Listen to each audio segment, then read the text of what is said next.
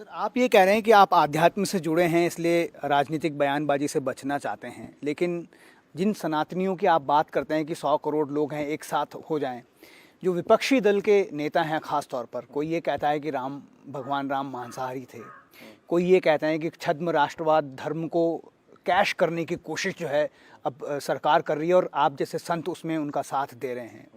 ये सब बयान जब आपके सामने आते हैं कि भगवान राम मांसाहारी थे, कोई ये कह रहा है कि ये अयोध्या में इतने लोगों को इसलिए बुलाया जा रहा है ताकि वहाँ पर एक बॉम्ब ब्लास्ट कराया जाए और फिर उसके आरोप मुसलमानों पर लगाकर इस 24 के चुनाव को जीत लिया जाए, तो ये सब बयान जब आपके जहन में आते हैं, आपके सामने आते हैं, तो आपकी क्या प्रतिक्रिया है? ये सब जब आप कैमरा लेके जाते हैं ना तो और पूछते हैं आप क्या कहेंगे, तो उन्हें कुछ ना कुछ कहना पड़ता है।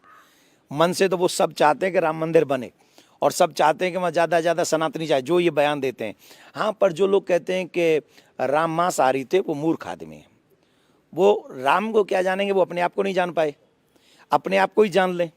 आप राम पर प्रश्न चिन्ह लगा रहे हैं, ये ठीक नहीं है। मैं तो इसीलिए कहता हूं कि कानून बनना चाहिए ईश निंदा। जो भी अध्यात्म, हम अगर किसी की बुराई करें, किसी देवी देवता की, तो वो कानून हम पे लागू हो। और हमारे देवी देवताओं का कोई अपमान करे, हमारे ग्रंथों का अपमान करे, हमारे संतों का अपमान करे, तो ये उस पर भी लागू होनी चाहिए। राम मांसाहारी हैं ये कहना कितना आसान है? प्रॉफिट मोहम्मद के लिए कुछ कह पाओगे? हिम्मत है? तुम्हारी माँ ने दूध पिलाया तो बोल के दिखाओ ना, प्रॉफिट मोहम्मद के लिए। मेरे मन में उनके लिए सम्मान है, मैं उनके लिए कोई अपशब्द नहीं बोल रहा। जीसस के लिए बोल सकते हो कुछ? बोल के दिखा दो जीसस के लिए कुछ। नहीं बोल पाओगे ना? क्यों नहीं बोल पाओगे? क्योंकि पता है अगर उनके लिए बोल दिया ना तो घर में रहना भी सुरक्षित नहीं है।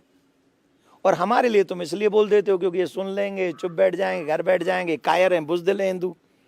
मैं हिंदू धर्म गुरु हूं ना, सनातन धर्म गुरु हूं। मेरा मकसद है कि मैं अपने भारतीय सनातन परंपरा को मानने वाले लोगों को जगाऊं और उन्हें बताऊं कि ये सत्य और ये असत्य है। भगवान श्री राम की बात छोड़िए, वाल्मीकि रामायण में ये प्रूफ है, बाकायदा भगवान वाल्मीकि जी ने लिखा है, रघुवंश में मांस खाना तो छोड़ दीजिए, कोई लहसुन प्याज नहीं खाता। वो रघुवंशी ही नहीं जो मदिरा पान करता हो और जो मांस खाता हो। वो रघुवंशी हो ही नहीं सकता जो मांस और मदिरा को हाथ लगाता हो। माय डियर, ये है रघुवंश और ये वाल्मीकि रामायण है। इन जैसे पटोलियों की कोई रामायण नहीं उठा लाया मैं, वाल्मीकि रामायण की बात कर रहा हूं, जो भगवान श्री ब्रह्मा के समान है वाल्मीकि ऋषि। तो इन लोगों की मूर्खता भरी बातों से उन्हीं का नुकसान होना है, मेरा कुछ होना नहीं। आना, वेट एंड वॉच। मतलब मैं ये कहूं कि इनडायरेक्ट वे में मुझे कहना नहीं चाहिए, राजनीतिक विषय है।